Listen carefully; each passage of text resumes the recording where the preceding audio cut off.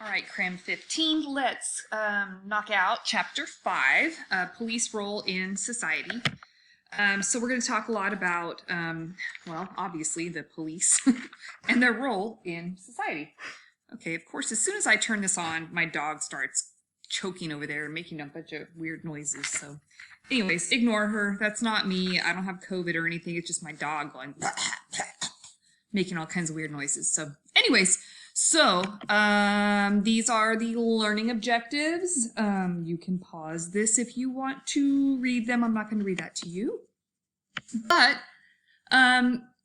clearly, police officers, and I think we've talked about this previously in the class, but they have more than one role in society. And having so many different roles makes it kind of complicated as to which hat they should put on any given day for any given call. And of course, crime fighting is probably, the one that we think of most frequently when we think about what is a police officer's job. Well, to fight crime and to keep us safe. But to serve the public. And, if you, once you have a badge on, the public will be very, very sure to remind you, you work for me. I pay your, I'm paying your salary, that kind of stuff. Trust me. I heard it on numerous occasions from disgruntled members of the community as I was arresting them or assisting in their arrests and things like that. So crime fighting, public service. And it's tough sometimes to distinguish between the two, which you're supposed to be at any given time. We're going to talk about the crime fighting aspect under the crime control model.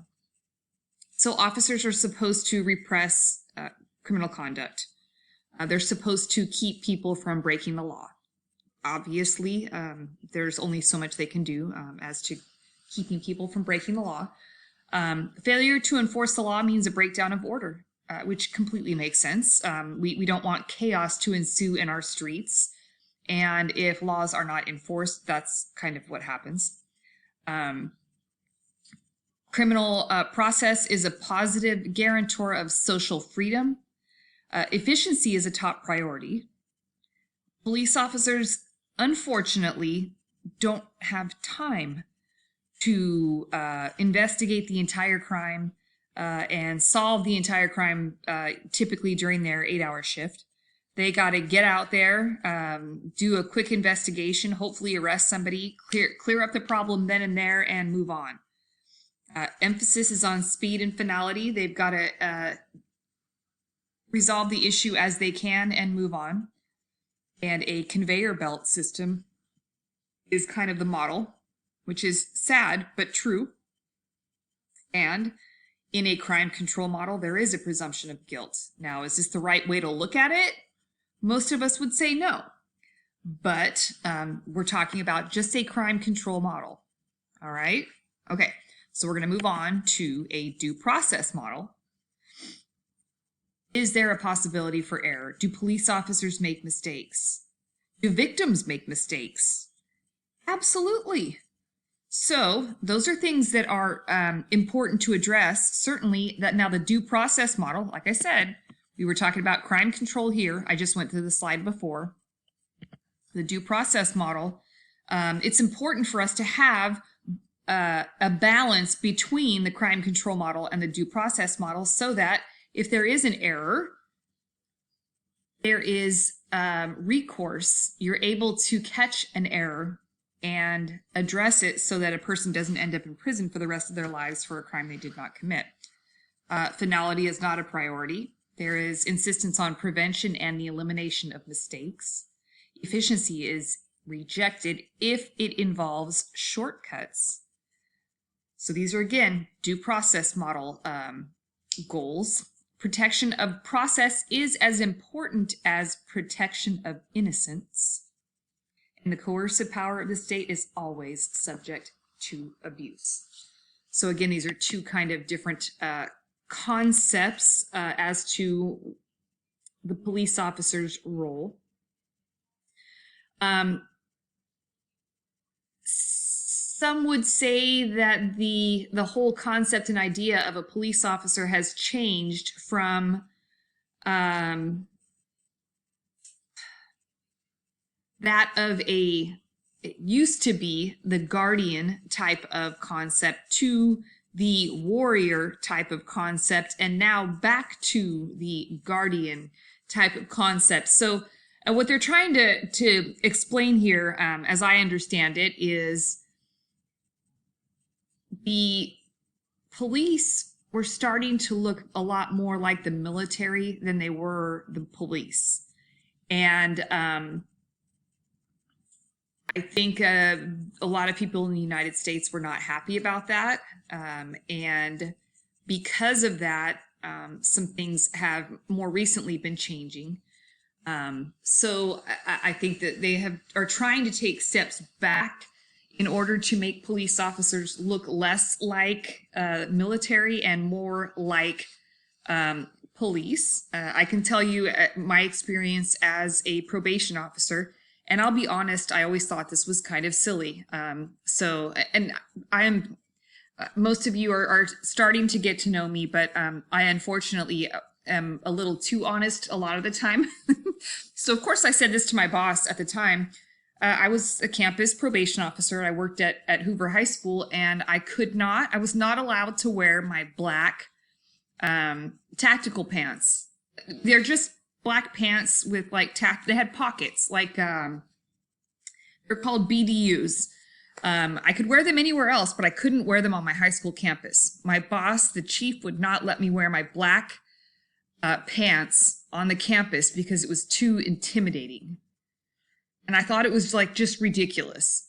Because, well, most of you if you watch any of the videos that I posted, which like half of you have, by the way, hint, hint, watch the frickin' videos. Anyways, there's lots of information in them, I promise. Okay, but anyways, I'm not very intimidating to begin with. So anyways, my boss wouldn't let any of us wear black on campus because he said it was too intimidating. And I absolutely positively thought it was the most ridiculous thing ever. But then now I'm looking back and doing more research about it. I guess I kind of get it. That militaristic look can be off-putting to some people, and it's intimidating to some. So I had to wear my tan or gray tactical pants, but I could not wear black. I know, really weird and stupid waste of time. I just wasted, that's 30, 45 seconds of your life you're never going to get back. I just told you in a stupid story. But anyways, the guardian approach basically saw police officers as people, those that would guard the community and keep them safe. But again, over the last 30 years, we have seen a lot more SWAT teams and special ops tactical teams and things like that. And I would be willing to bet if probably 90% of you in here, if I said who would like to volunteer to be on a SWAT team, probably 90% of you would raise your hands because you're all young and fresh and probably like, you know, ready to go, excited and stuff. So, and probably when I was, you know, in my 20s, I probably would have volunteered to do it too. But these two guys, one of these guys was a what do you call, a journalist, and one of them was a college professor. So they did some studies together and wrote some articles about the fact that the police throughout the nation had these huge SWAT teams. Basically, every agency across the United States had these huge SWAT teams. But they were doing things like serving warrants. They weren't necessarily doing hostage negotiations. They weren't doing these kind of operations that really required SWAT teams. They just had these cool SWAT teams that were doing things that didn't necessarily, anyways, basically to look cool. And people were dying in a lot of these SWAT type of circumstances, scenarios. So Is it necessary? Do we really need SWAT teams? I don't know. In certain circumstances, I would say we probably do.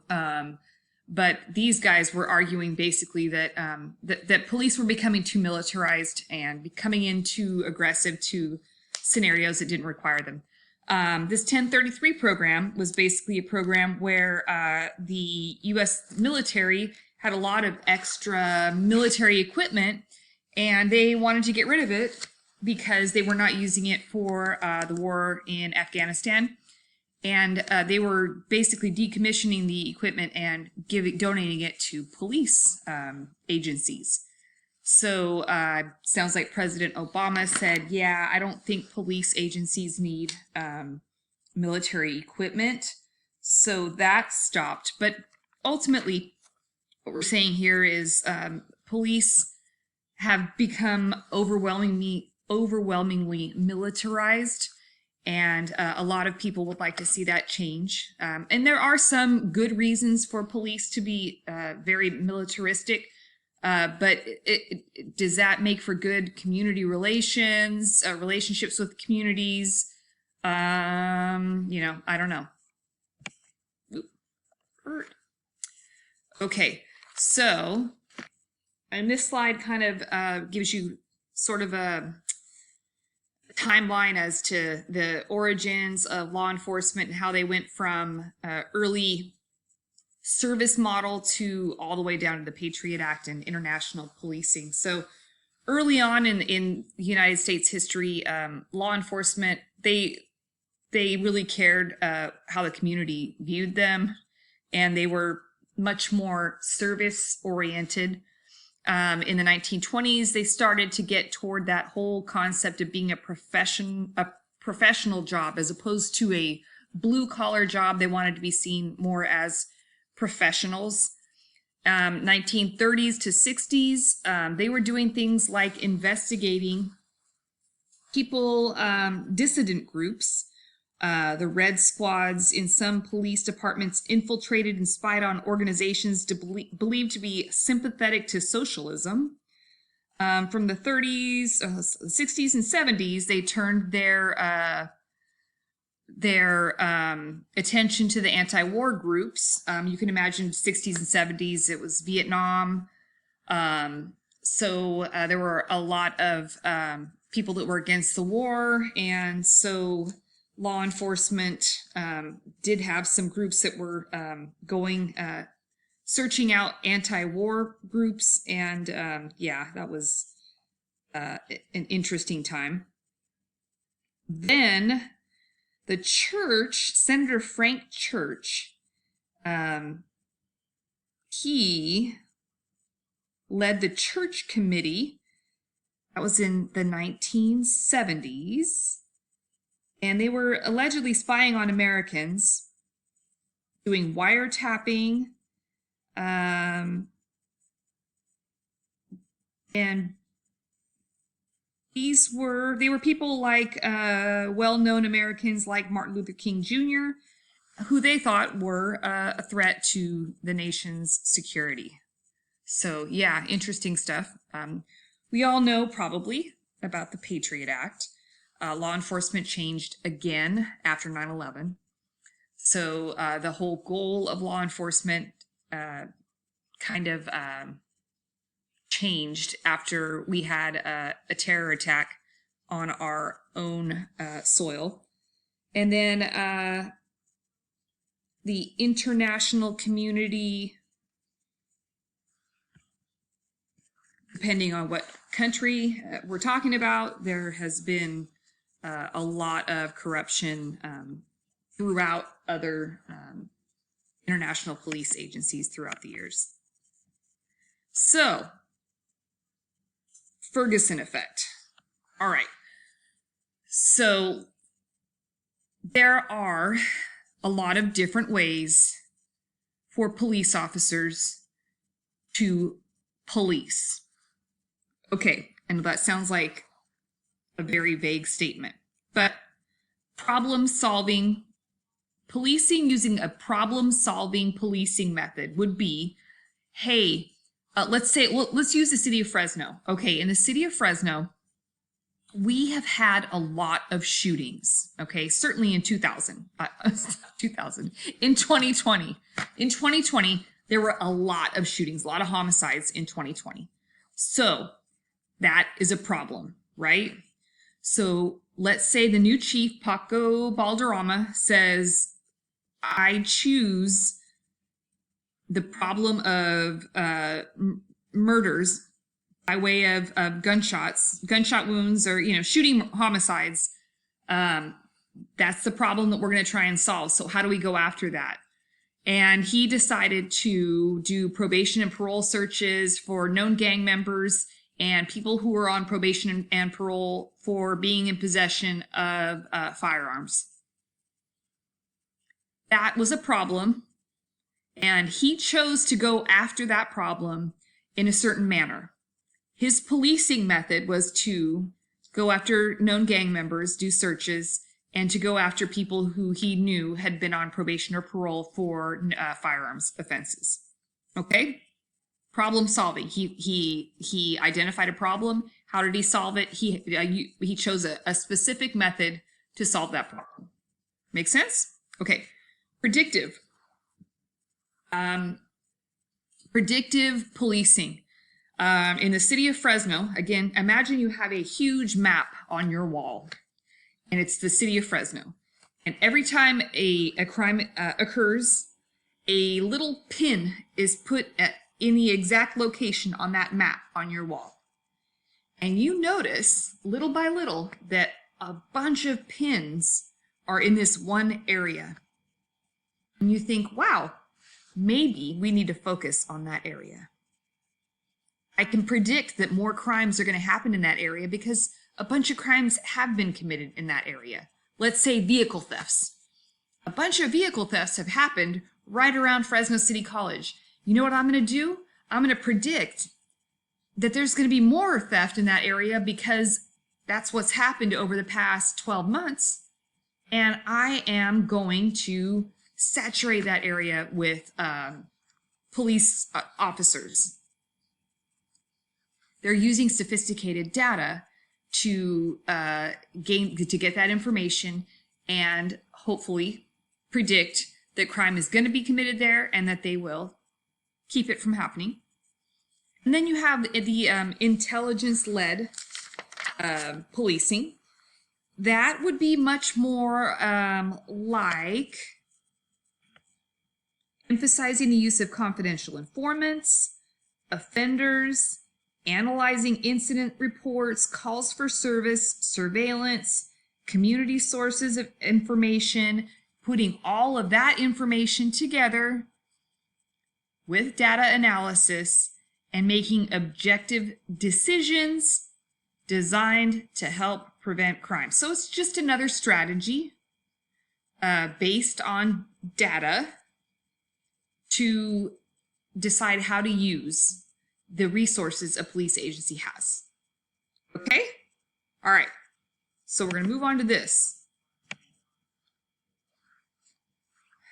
Imagine you're a police officer and everyone thinks you are a complete piece of shit because of other things that other police officers have done. I'm sorry for using the ish word, but it's true. And I also posted a warning in my syllabus. Intense public scrutiny and hostility have made police officers so demoralized that they have reduced their self-initiated activities and no longer engage in proactive activities, such as engaging suspicious individuals on the streets, which has led to spikes in crime and homicides. Does that make sense? Do you want to be out there? Imagine, again, that every time you drive down the street, someone says, "Fuck you, pig." How do you feel about your community then? Yeah, you're a cop. Yeah, you chose to do this. Does that mean that you should be expected to be treated like that? Does that mean that you should be excited to go to work every day after that because of something that someone did 3,000 miles away? Can you understand why This whole Ferguson effect, as they say, can grab a hold of some officers. So yeah, I mean, it can happen.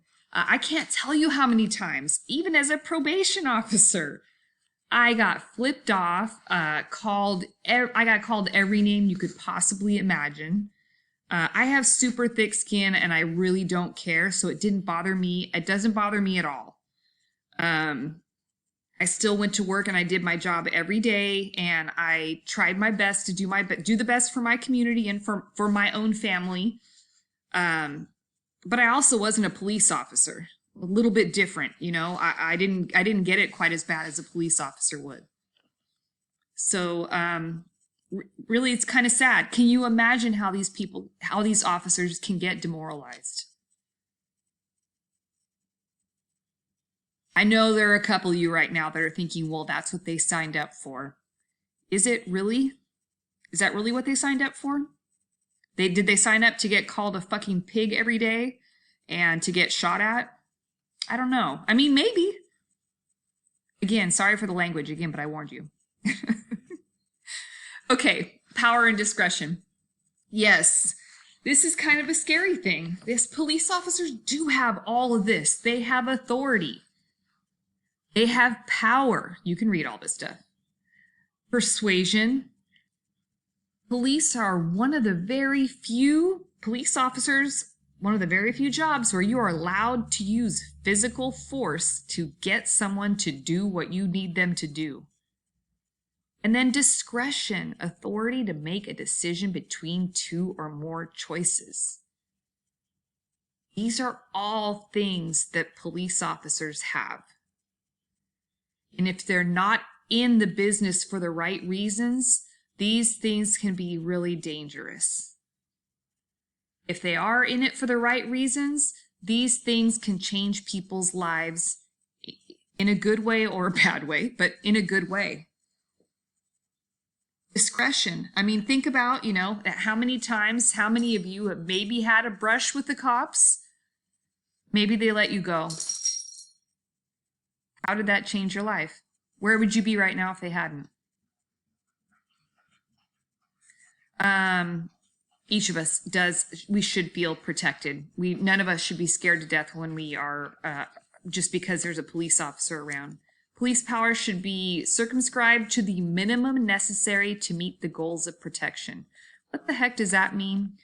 So the use of force should be the least amount needed to control the situation. Now, and I'm kind of getting ahead of myself. Actually, we don't even really talk about it in this class, but a lot of people will say, I asked this question in my Crim 1 class. Do you think that you have to use each level of force before moving on to deadly force? Do I have to use my pepper spray before I go to my gun? And some people in class will say absolutely. You have to try absolutely everything before going to deadly force. And then I will explain a situation. So someone walks into this classroom right now, and pretend we're in a classroom, and points a gun at a student in the front row. I gotta hit him with my pepper spray first. What's the minimum necessary force needed in that scenario to resolve that situation? Is it pepper spray? Not if the student in the front row wants to live. Anyways, okay, so police ethics are inextricably linked to their purpose. Fair access, public trust, safety and security, teamwork, and objectivity. Okay. Elements of democratic policing: responsiveness, accountability, defense of human rights, and transparency. Those 4 words are, well, they're not 4 words. 4, 5, 6, 7, there's 7 words there. But all of those things are absolutely, positively, ridiculously important when a police officer is using power and discretion.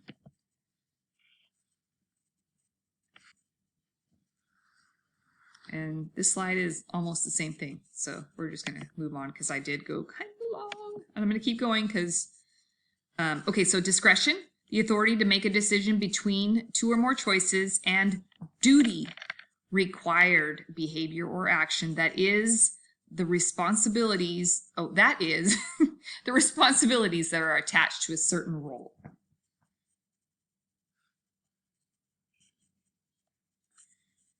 Okay, code of ethics for police officers. Code of ethics helps engender self-respect in individual officers. An agreed upon code of ethic is a unifying element, and there is the International Association of Chiefs of Police with law enforcement ethics and canons of police ethics, and there is the IACP endorsed oath of honor, which is on page 129 in your book. These are all formal, okay? There are formal codes of ethics for police officers that are agreed upon, and everybody says, yes, this is what we should be doing. And then you have the police subculture. Are those two things different? And, I mean, gosh, this is tough. Hopefully, yeah, you did your reaction paper, so you watched the video about the officer from the LAPD Rampart division, and you saw, hopefully, how he changed, how he went from a really, sounded like a really solid guy, and how he was able to justify in his mind how he changed. Is there a police code? Is it different than the formal ethics for police officers? Go back to the restaurant where the officer takes the steaks and lobster. The FTO does. So when the trainee, and I'm using this as language that's used, when he rats on his FTO, do you think people are going to remember him? It's wrong and it's horrible, but does it happen? There's loyalty among police officers. What happens to police officers? People try to kill them. Police officers are involved in life and death situations. Who do they have who has their back? Other police officers. Just stuff to think about, guys. It's scary and it's sad. It's a very, very, very difficult it's a difficult lifestyle. Again, my dad was a police officer. That's kind of how I became interested. All his friends were cops. They were all cops. He didn't hang out with anybody who wasn't a cop. I don't think that's a good way to be, by the way. The cops that I know, that I worked with, were very much not like that. I worked with normal people. These guys were normal guys. I had two partners at Hoover High School, both amazing family men who did not fall real hard into that police subculture, which is probably why they are such well-rounded guys, let's say. So I suggest you take a peek at the Code of Silence, Blue Curtain of Secrecy. Code of Silence, you can kind of guess what that is. That's probably, don't rat on your coworkers, other officers, things like that. It's tough. Here's just some, just as police subculture, blah, blah, blah. These are some questions, blah, blah, blah. Whew. That was long. Sorry, guys. We're done. Yay!